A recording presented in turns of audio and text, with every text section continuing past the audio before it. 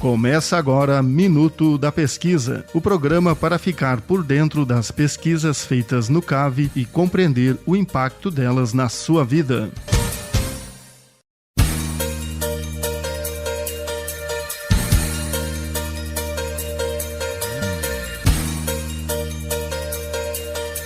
Olá, começa agora Minuto da Pesquisa, o programa de toda terça-feira às 8 da manhã, aqui na UDESC FM Lages.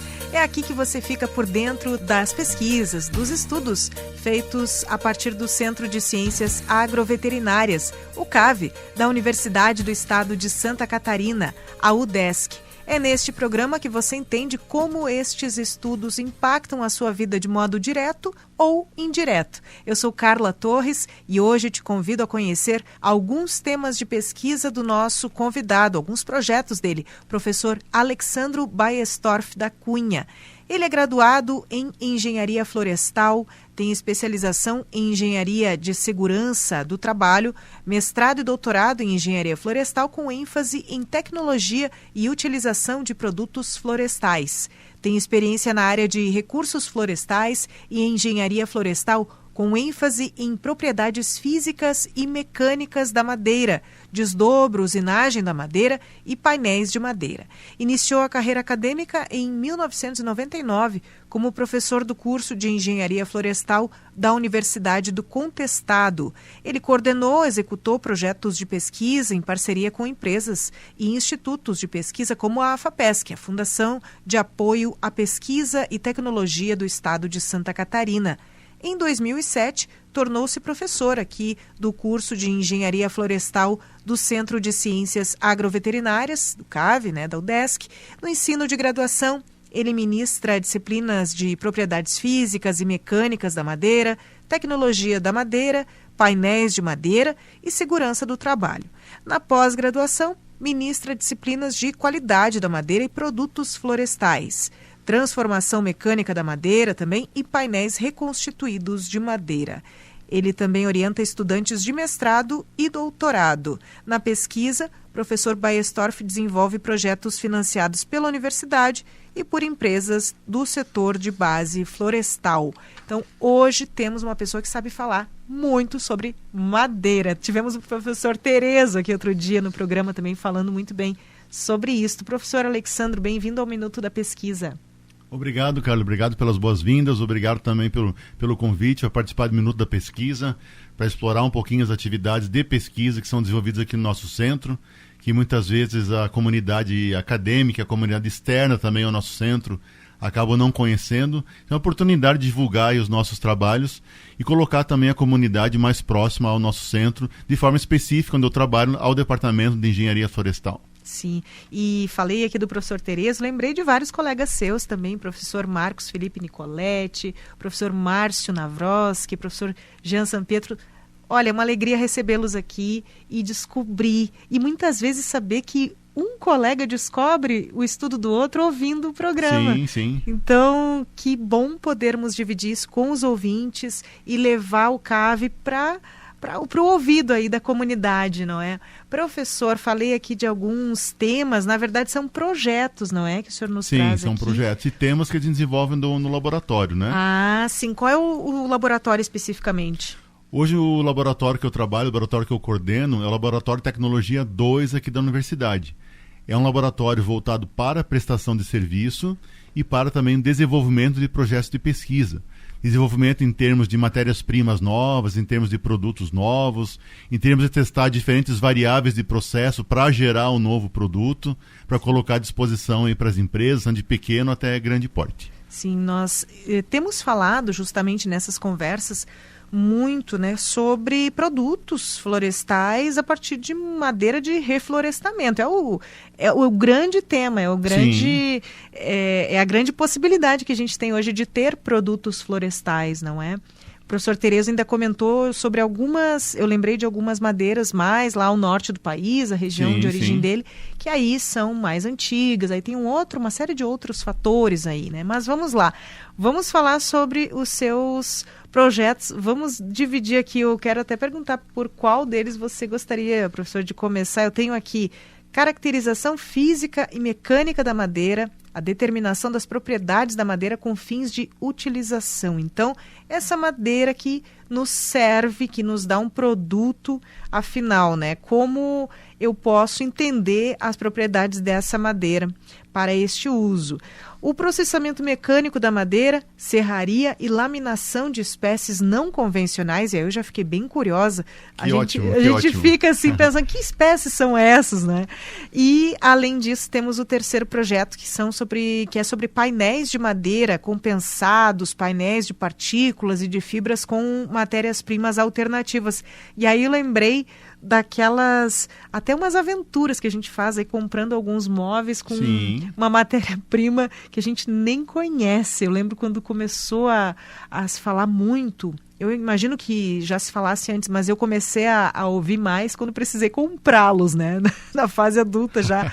MDP, MDF. Isso. E aí a gente vai vendo assim, nossa, esse aqui não dá para comprar.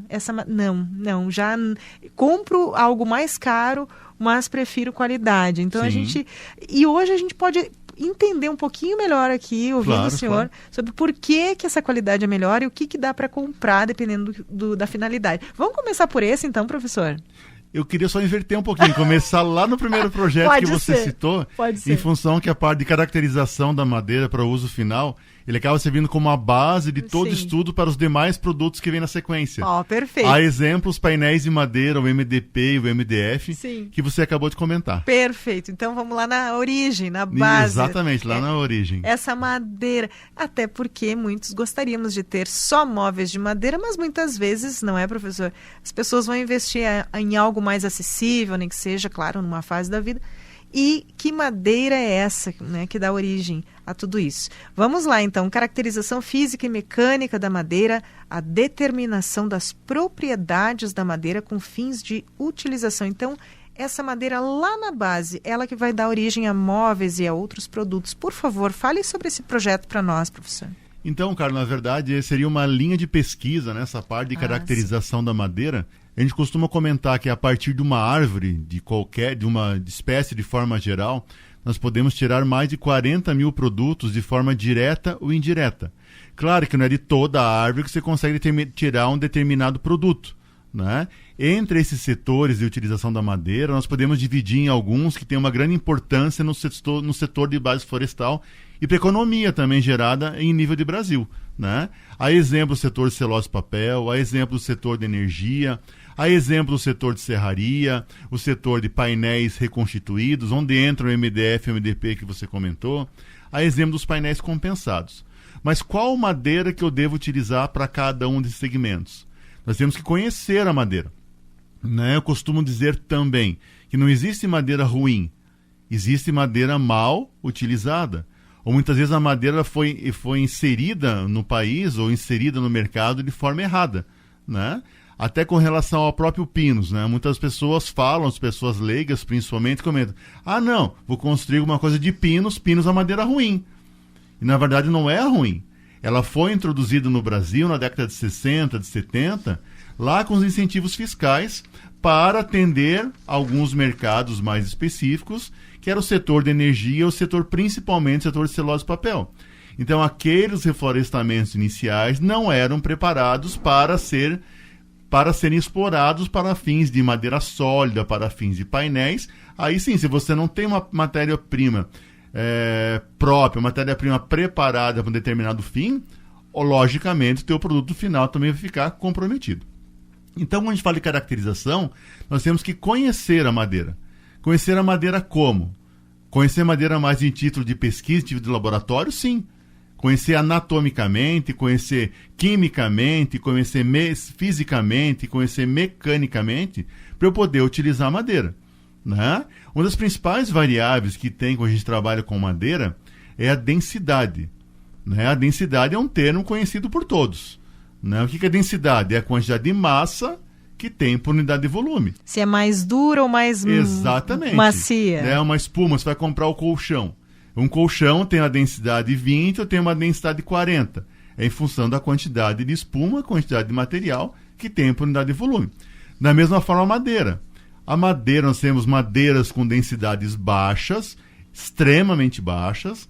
A exemplo do pau-balsa, né? O pau-balsa é uma madeira que tem uns extremos inferiores, densidade muito baixa, na faixa de 130 a 200 quilos por metro cúbico, que é baixa. E temos também o extremo superior, que seriam madeiras com densidade em torno de 1,3 quilos, 1,3 gramas por centímetro cúbico, ou 1.300 quilos por metro cúbico. Seriam madeiras mais duras, né? O que eu posso fazer com pau-balsa, que é uma madeira mole, eu não posso fazer com a madeira mais dura, que é para outro tipo de produto. Essa mais dura, por exemplo, alguém vai saber aí. Eu não tenho muito em mente o que é uma madeira mais densa, assim, que a gente utilize hoje. As madeiras mais densas, em termos de Brasil, geralmente são as madeiras tropicais, madeiras que vêm da região norte, né? Não chega aí a 1,3 gramas por centímetro cúbico, mas beiram aí a 1. Né? Se nós falarmos madeiras comerciais tropicais, nós podemos falar do angelim, nós podemos falar do uma itaúba, nós podemos falar do um mogno, que são madeiras que levam décadas para poderem ser exploradas e, ao mesmo tempo, são madeiras mais densas e madeiras que, obviamente, vão ter um valor agregado muito maior do que uma madeira de pinos e uma madeira de balsa, que vão demorar muito menos tempo para serem exploradas no mercado. Então, hoje, se uma empresa investir num plantio experimental, nós temos aqui na região algumas empresas que investem em plantio experimental com espécies não convencionais. A exemplo que a Carla comentou agora há pouco, né? O que seriam essas espécies não convencionais? São espécies que não são comercializadas tradicionalmente pelo mercado. O que nós temos aqui na nossa região? Nós temos praticamente só pinos, né? Nós temos praticamente o pinus teda e o pinus oleote, que é a principal matéria-prima que nós temos aqui na nossa região. Matérias-primas fora essas duas principais, nós poderíamos considerar como matérias-primas alternativas, matérias-primas não convencionais.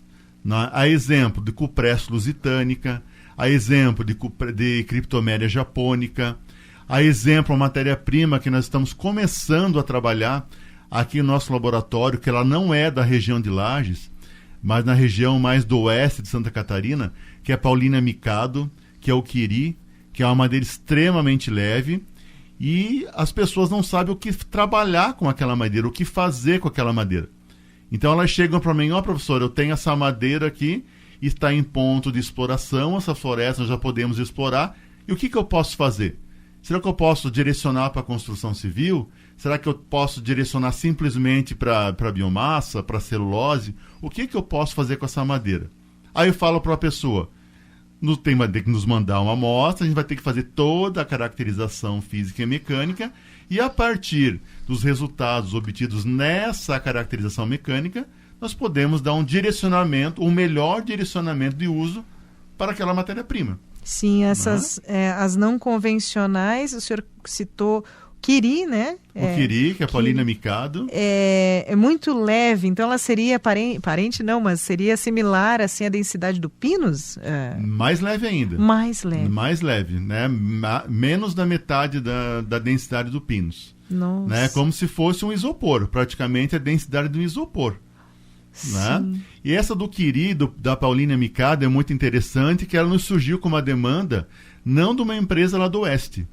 Ela surgiu com uma demanda aqui de uma empresa do Alto Vale do Itajaí. É uma empresa de pequeno porte.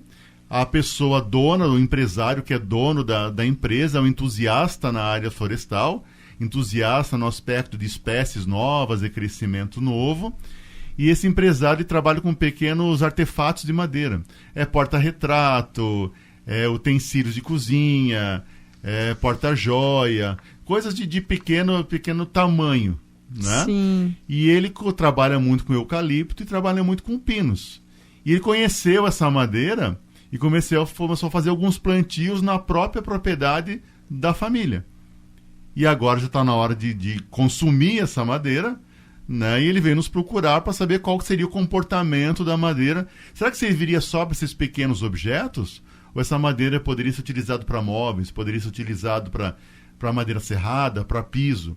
Né? Ou em ponto de interrogação.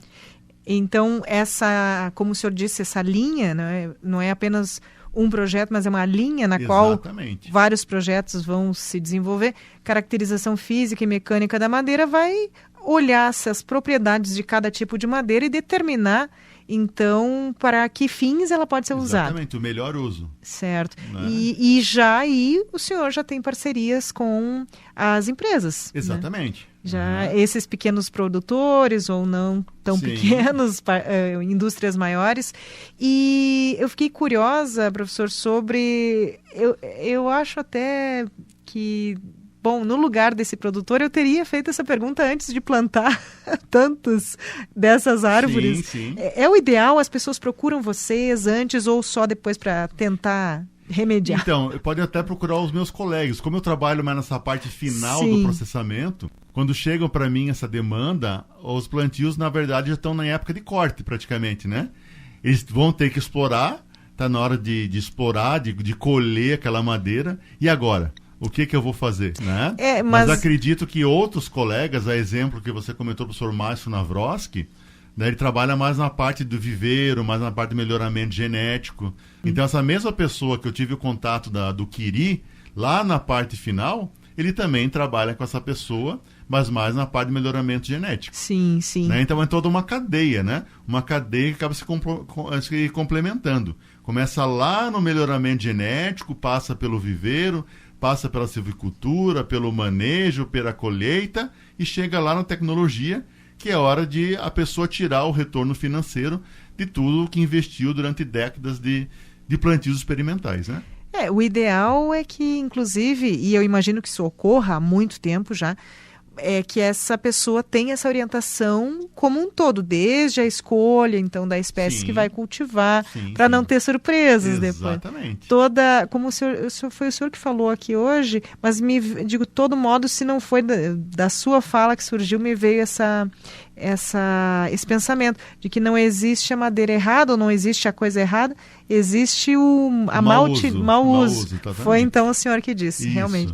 Porque é muito interessante as pessoas acharem defeitos em coisas que elas afinal não sabem para que serve. Sim. Então, vocês prestam dá para dizer que é uma consultoria, assim, digamos. Uma consultoria, quando está de acordo com o desenvolvimento de um novo projeto de pesquisa, de uma nova tecnologia, de uma nova difusão de tecnologia, de novas informações, a gente trabalha uma dita de parceria. Nós, em parcerias com a empresa, a gente desenvolve o projeto para gerar novas informações. Sim. Mas quando a informação já está gerada, por exemplo, eu trabalhei com uma determinada espécie, a gente já gerou aquela informação, já gerou o produto, né? Já gerou o conhecimento científico. E a empresa quer trabalhar com a mesma espécie, mas para aquele plantio dela, para aquela idade específica dela, aí vem mais a título de prestação de serviço.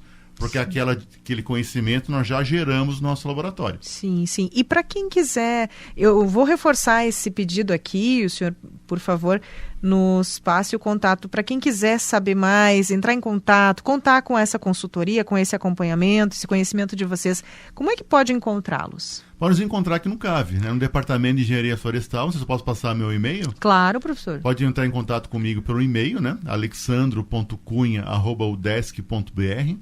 E por ali a gente pode conversar, marcar um encontro, né? marcar uma roda de conversa, né? Para a gente tentar entrar num consenso com relação a qual é o objetivo daquele projeto, o que a gente pode explorar com aquele projeto. Exato. Vou só repetir, professor, e vou soletrar o Alexandro ali, porque isso é às vezes pode suscitar alguma dúvida. Tem muitas variações aí do Alexandro. Tem o Alexandro. O alexandro.cunha@udesc.br. E Alexandro, pessoal, é XS, certo? alexandro.cunha@udesc.br. Este é o e-mail direto aqui institucional do professor para você que ficou interessada em conhecer melhor as propriedades da madeira a qual você tem acesso aí para desenvolver os seus trabalhos, enfim, né, o seu investimento. Vamos falar mais, professor, sobre essas espécies não convencionais. Eu fiquei curiosa para saber o que dá para fazer, por exemplo, com o Paulina micado, Quiri, ou Cupresto lusitânia? Cupresto lusitânica. E temos a japônica, como é que é? Criptoméria japônica. Criptoméria. Por exemplo, né? Então vocês Nós temos também outra espécie que tem um potencial muito grande, até em função de nós estarmos inseridos numa região fria, é o Eucalyptus bentami. Eucaliptus bentami. Porque a gente olha o eucalipto e pensa, tudo é eucalipto. Mas não, são várias... São várias espécies a partir desse gênero, né? Sim, e por favor, nos comente sobre tanto essas espécies quanto outras, né? O processamento mecânico da madeira, serraria e laminação de espécies não convencionais. O cuidado, imagino que deva ter na hora de laminar uma madeira. Olha a responsabilidade, você vai deixar uma lâmina pronta para ser comercializada, a pessoa vai dar um destino para aquilo. Que destino é esse, professor? E muitas vezes esse uso errado você pode acabar, você tem um investimento aí de 10 anos, 20 anos, 30 anos, desses 40 a 50 anos foram madeira aí com uma rotação mais longa, e muitas vezes lá no processo final, lá na serraria, lá na laminadora, lá na secagem, você acaba destruindo aquele material e jogando todo fora aquele investimento que foi feito durante décadas, né? Nossa. Então é bem complicado nessa parte de processamento.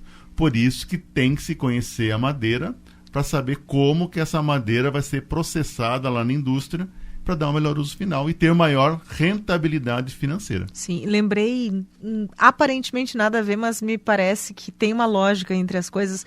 Lembrei das pessoas que falam mal, por exemplo, de um corte de carne e, na verdade, estão tentando cortar a fibra bem ao meio e não... Exatamente, atravessando, né, num corte perpendicular ao invés de aproveitar o fio da carne, digamos assim, a linha da carne, né? Dá pra gente pensar nessas lógicas. Com certeza. A fibra da madeira, porque ela tem um sentido ali, né? Sim. A gente, até quem não tem nada de estudioso na área vai enxergar.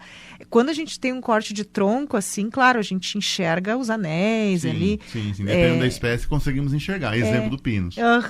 Mas aí você tem uma lâmina, vai ser o quê? Aquela tora ao longo daquele tronco, né? Ou não? Por favor, nos traga os detalhes desse corte. Com relação ao processamento, quando a tora entra na serraria, né, ou entra na indústria de base florestal, aí tem vários processamentos que podem ser feitos a partir dela, né? Um dos processamentos é a serraria, né? É o desdobro. Sim. É a transformação das toras em peças de madeira serrada, né? Então, se eu cortar a madeira de uma forma, ela vai me dar uma determinada qualidade e vai me dar um determinado rendimento, determinado aproveitamento daquela madeira. Sim. Se eu cortar de outra forma, eu vou ter outra qualidade e vou ter outro aproveitamento. Então tem que ser feito, as empresas fazem isso, né? Na verdade, o pinus é uma técnica que já é dominada por todos, né? As empresas sabem como fazer o processamento e conseguem dar um melhor aproveitamento e a melhor qualidade final, né? Até, não sei se você sabe, Carla, mas numa indústria de pinos, um aproveitamento médio, né, em torno de 50%. Os demais 50% acabam se tornando resíduos. Claro, tem empresas que aproveitam mais? Tem. Tem empresas que chegam a 55%, 58% de aproveitamento, como tem empresas também que chegam a 35%, 37%, explorando a mesma matéria-prima. Sim. Por isso que eu posso ter a mesma matéria-prima, se eu tiver processos diferentes, eu vou ter aproveitamentos diferentes.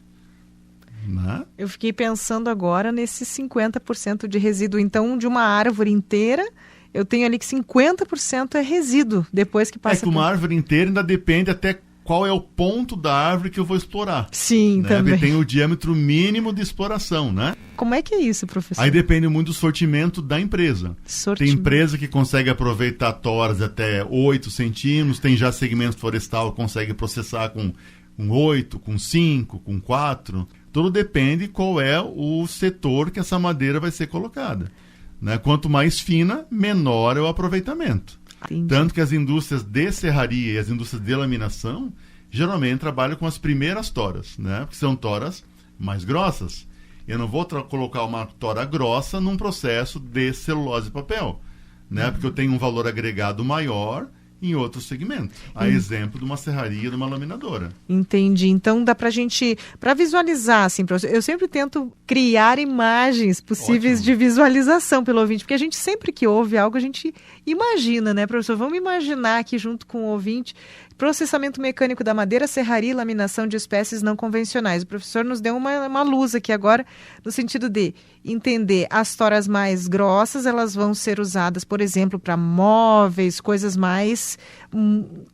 que são mais volumosas, digamos assim. E quando eu penso em toras mais finas, me corrija, professor, se eu estiver errado, eu vou desenhar aqui, mas por favor. Vamos lá. Uma tora mais fina, ela vai ser usada então pela indústria de celulose, de papel, é isso? Isso, celulose, papel, indústria de biomassa, né? Biomassa. Porque são indústrias que não necessitam de uma qualidade tão alta, né? Qualidade em termos do quê? Qualidade em termos de diâmetro e de defeito. Sim. Não importa se a madeira vai ter nó, se a madeira vai ter galho, porque aquele galho vai ser tirado e vai gerar um nó, né? Uma indústria de celulose, ela vai processar essa madeira. Ela vai transformar, ela vai passar num processo de cozimento, não importa se a madeira tem nó ou não tem nó, né? Eu vou fazer um painel MDF ou um painel MDP, que era o aglomerado que todo mundo conhece. Não importa se a madeira tem nó ou se não tem nó, porque a madeira vai ser transformada em partícula, se for para um MDP, ou ela vai ser transformada em fibra, se ela for utilizar para a indústria de MDF. E não importa, então, se ela vai ter nó ou se não vai ter nó. Sim. Eu consigo controlar, muitas vezes, a qualidade da celulose, a qualidade de um painel, com o auxílio das variáveis de processo. Eu consigo controlar muito mais variáveis de processo.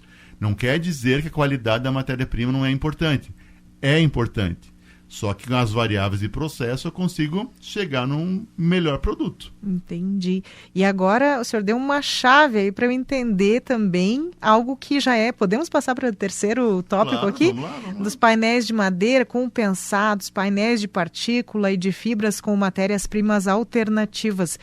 Quando o senhor falou assim, ó, no caso do MDP, que é aquele... Vamos combinar, né, pessoal? Quem está nos ouvindo aí já teve essa experiência ruim de um MDP que pegou água e inchou. É fácil entender, agora, ouvindo o que você falou, professor, que é muita partícula, é muito pequenininho cada pedacinho Sim. de madeira que está naquele MDP. No MDF, você falou de um outro termo. Material fibroso. Aquela fibra. Então, é um pedaço de... Enfim, é um móvel que vai ser muito mais resistente a água, por exemplo. Ou quando ele pega a água, ele não incha tanto quanto o MDP, por exemplo. Para a gente também conseguir visualizar. Eu tô certa falando isso, professor, ou não? Nada a ver. Vamos lá, mais ou menos. Vamos conversar um pouquinho, tentar clarear um pouquinho a cara e tentar clarear um pouquinho os nossos ouvintes e mostrar um pouquinho na área de painéis. Né? Vamos lá, professor. Então, na parte de painéis de madeira, nós podemos dividir em 4 segmentos, basicamente. Seriam os painéis compensados, né, que são formados por lâminas. Como a Carla comentou agora há pouco, no processamento mecânico, nós podemos gerar, além da madeira serrada na serraria, nós podemos gerar lâminas. Né? Como que a lâmina é produzida? A lâmina é produzida pelo desenrolamento da tora. Ou ela é produzida pelo fatiamento da tora. Ou eu desenrolo a tora, ou eu fatio a tora. Quando nós vamos desenrolar a tora, nós vamos fazer lâminas. Né? E essas lâminas vão compor um painel compensado. Que mais de 90% desses painéis são destinados para exportação, principalmente para a da construção civil. Quando nós vamos laminar fatiando a tora, nós vamos gerar uma lâmina que tem aspecto decorativo.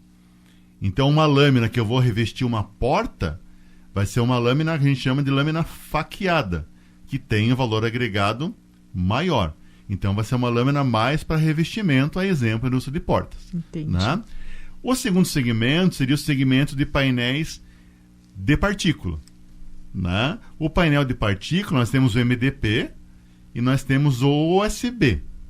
Né? Ah, já ouvi falar. Já ouviu falar? Como é que é, professora, a sigla? OSB. OSB, exatamente. Oriented Strand Board. Né? Já ouvi falar dessa sigla. Então, o MDP, ele não que tenha sido mal introduzido, mas ele não ficou muito bem aceito pela população, em função que foi o primeiro painel de partícula a chegar no Brasil. Né? Ele chegou pelo nome de aglomerado, que era um aglomerado de partícula. A esse aglomerado de partícula são colocadas resinas e aditivos que vão formar um painel. Eu lembro dessa palavra, muito mais popular antigamente, aglomerado. Um aglomerado. Né? E o aglomerado era revestido com lâmina faqueada, que eu acabei de comentar. E ficava bonitinho. Né? Você não utilizava para móveis o painel cru, você fazia o revestimento com uma lâmina faqueada. Né? E realmente esse aglomerado que era produzido há algumas décadas atrás, 2, 3 décadas atrás, ele tinha realmente uma qualidade que não era muito interessante, principalmente em termos de absorção da umidade. Né? Tanto que esse painel ele é direcionado para a indústria moveleira. Onde é que os móveis são colocados? Em ambiente interno. E ambiente interno não vai água. Né? Se ele receber água, ele vai inchar. Porque ele é um composto por muita partícula. A hora que a água entra, essas muitas partículas elas tendem a dilatar, porque a água vai entrar e vai tentar ocupar o espaço, porque vai ter uma afinidade com a água. Né? Ele vai formar ligações com a água, esse painel vai acabar inchando. Na sequência, veio o painel MDF, que todo mundo conhece e todo mundo fala muito bem, né? Que é um painel de fibra. Então a tora que ela chega na empresa, depois de ser descascada, ela é transformada em cavaco, e esse cavaco ele é desfibrado, né, por um processo termomecânico, que gera uma fibra como se fosse fazer um papel. Né? Só que no papel é outro processo que envolve produtos químicos. Então ele chega num nível de desfibramento muito maior. Mas o MDF ele é um painel de fibra. Né? É como se fossem lâminas bem finas, unidas. Fibra mesmo, como se fosse um cabelo. Como se fosse uma espessura assim de um cabelo. É um pouco mais grosso, né? Sim. Mas é como se fosse um cabelo, assim, né? Como se fosse uma emaranhada assim, de cabelo, como se fosse uma espuma. Né? Mas com a orientação de fibra, com o comprimento de fibra. Aí é montado um painel e também é colocado na indústria moveleira. Agora, qual que é melhor e qual que é o pior do MDF e do MDP? Os dois são excelentes. Só que o MDP, ele é mais direcionado para móveis retos. Ah, sim. Né? E o MDF, ele é mais direcionado para um móvel que vai ser usinado, que vai fazer alguma coisa curva, né? Então, quando você vai comprar um móvel numa casa popular, num comércio popular, esse móvel vai ter tanto MDF quanto MDP. A gente não enxerga, porque ele está na parte de dentro. Né? E hoje o revestimento, tanto do MDF, do MDP, não é mais lâmina. Hoje é papel. Né? Então, se vocês olharem na casa de vocês os seus móveis, né, com mais atenção, vocês vão ver que é um papel. Um papel imitando madeira, um papel imitando fórmica. Aí faz a cor que você quer. Ah, você quer fazer um móvel de cor-de-rosa Barbie. Vai ter o papel cor-de-rosa Barbie que vai estar revestindo o teu painel. Você quer um verde periquito, vai estar lá. Você quer uma textura imitando um mogno, vai estar lá também. Então você tem várias texturas e várias colorações desses móveis. Então são papéis que revestem. Então, voltando a falar, quando eu vou comprar um móvel numa casa popular, num comércio da nossa cidade, esse móvel vai ter tanto o MDF quanto o MDP. O MDP mais para estruturas retas e o MDF mais estruturas curvilíneas. No entanto, se você mandar fazer sob medida um móvel, o marceneiro ele tem uma preferência muito maior pelo MDF, porque é um material muito mais fácil de ser usinado, né? Principalmente em estruturas curvas. Entendi. Então não é que um é melhor que o outro. Eles concorrem no mesmo segmento, só que eles se complementam dentro de um conjunto de móveis. Como é que é, professor? Tem até um ditado para isso, mas agora eu não lembro, no sentido de que eu falei antes e elogiei o pensamento de que não dá para criticar sem olhar o uso que se está fazendo. Exatamente. E aí eu critiquei o MDP, porque na verdade, professor, a minha experiência foi que eu molhei o meu móvel de MDP, sim, falei mal dele, não gostei mais, mas tá lá, é como você disse, é preciso para tudo, desde aquela pessoa que vai plantar lá, como o senhor falou antes aqui, cresceu agora a minha floresta de quiri, por exemplo. Sim, sim. O que eu faço com esse quiri, né? Aquele rapaz que trabalha com artesanato, né? Isso, artefatos de menor dimensão. Exato. E, poxa, ele não pode falar mal do quiri se ele não vai dar um fim digno ao quiri, adequado. Sim. Então, o meu MDP tá lá, ele vai me servir se eu cuidar bem dele. Exatamente. A questão também dos painéis, a questão também quais são os acessórios que são utilizados, né? Eu não posso utilizar qualquer parafuso, né? Vou utilizar um parafuso, ou uma bucha, ou um parafuso, ou um prego, alguma coisa, e depois eu querer desmontado e você vai julgar o teu painel. E na verdade não é o teu painel. O problema são os acessórios e a forma que você processou aquele painel. Sim. Tanto que muitos falavam, né? Aglomerada, monta, desmonta e nunca mais monta. Né? Mas Sim. não é bem assim. Né? São produtos excelentes no mercado, nós temos que saber como trabalhar com esses produtos. Claro. E essa orientação também desses acessórios, o senhor falou? Sim, acessórios. Eu não sei se também nesse contato, por exemplo, eu vou repetir aqui o e-mail do professor, gente, alexandro.cunha@udesc.br. Você ficou curiosa aí, tanto se você é até consumidor, né, professor? Sim, claro, Quem sabe claro. uma pessoa que tem essa curiosidade, olha, eu vou usar para tal coisa, ou eu quero começar a investir, quero começar tanto no plantio quanto no processamento, na elaboração Sim, sim. de móveis ou artefatos. Contato com o professor Alexandro Cunha. Alexandro, gente, é XS, certo? alexandro.cunha@udesc.br. Então, digamos que esse produtor, esse consumidor, poderá ter agora, né, com essa ideia, um uso mais correto aí, né? Não julgar o seu produto pela consequência que chega para ele se a pessoa não cuidou. Sim. E também, Tem que professor... Conhecer é fundamental. Isso. A gente pode falar, mas com N de causa, né? A gente tem que saber do que a gente está falando. Com propriedade. E também falar mal se você fez um manejo correto com os acessórios, né?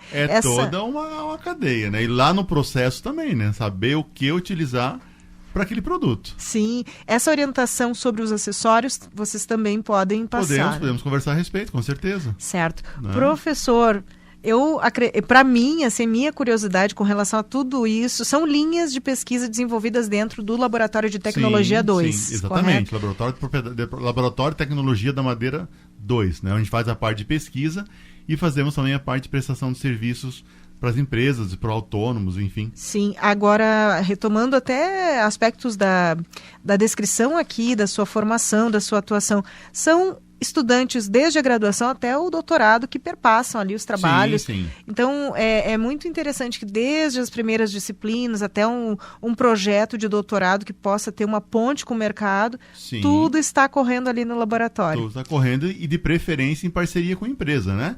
Porque o intuito do nosso laboratório não é desenvolver uma tecnologia que fique parada, né? O nosso objetivo é desenvolver tecnologias que a indústria consiga absorver. Sim. Né? E falar um destaque nesses projetos aí, o que está acontecendo muito hoje é a questão dos painéis, porque esses painéis, tanto MDF como MDP, eles são colados, utilizam como adesivo produtos à base de formaldeído. Né? Para quem nunca ouviu falar, eu já ouvi falar, mas Sim. não lembro exatamente, formaldeído, o que é isso, professor? Então, o MDP e o MDF, eles utilizam resina ureia formaldeído, né? Que é a resina utilizada para fazer a junção ou das partículas ou das fibras, né? E essa ureia formaldeído, ou melhor, o formaldeído, ele é um produto cancerígeno, né? Então ele tem uma limitação de conteúdo que ele pode ter dentro do seu painel. Tanto se exportar para a Europa ou na Europa, ele é muito mais, digamos assim, a tolerância à emissão de formaldeído é muito menor do que a tolerância no mercado interno. Entendi. Aqui eu posso emitir mais do que lá na Europa, lá eles são mais exigentes, né? E como que eu posso resolver esse problema? Eu posso mudar as razões ou as proporções de ureia e de formaldeído. Mas se eu tiro uma coisa, eu pioro outra, né? Existe o uso também de sequestrantes de formaldeído que eu posso aplicar no painel. Então, todos esses produtos de sequestram formaldeído, de mudança de relações, a gente trabalha. Sim. Que é um dos grandes pontos do mercado hoje, né?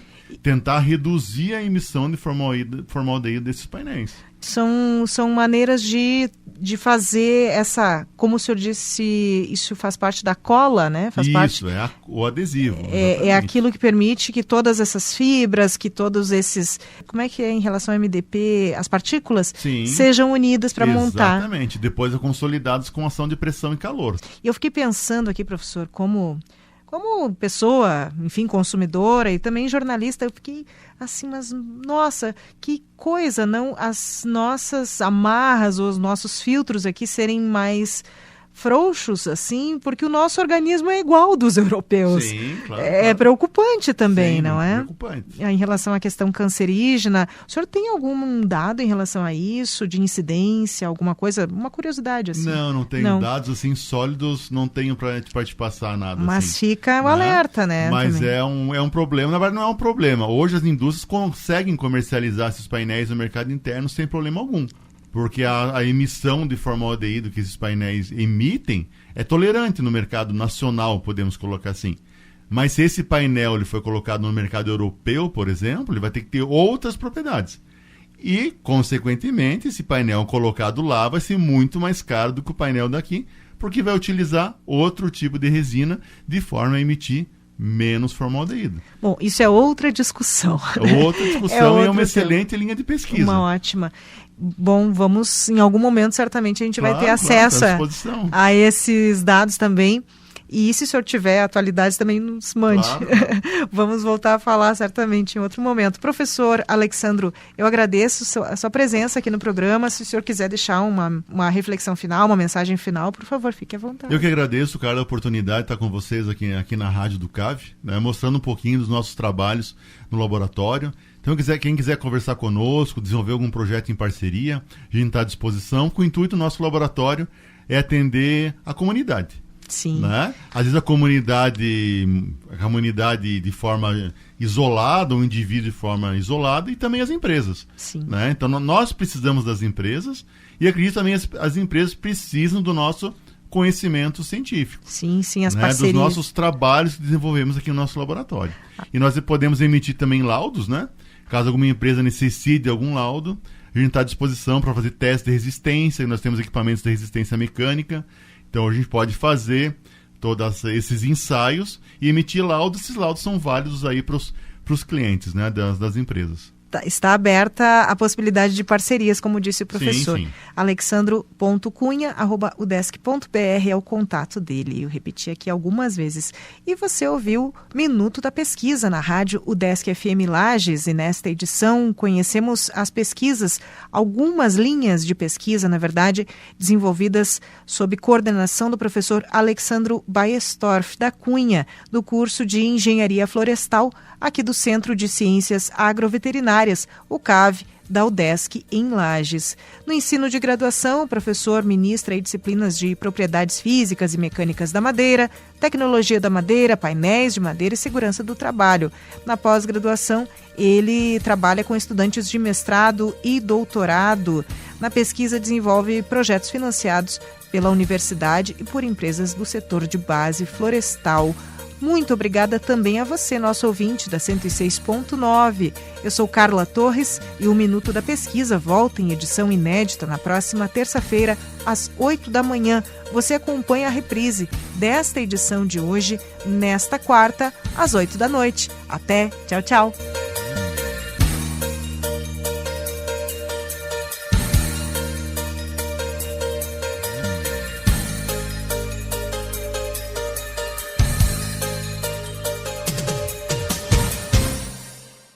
Você ouviu Minuto da Pesquisa, uma produção do Núcleo de Jornalismo da Rádio Educativa UDESC FM Lages.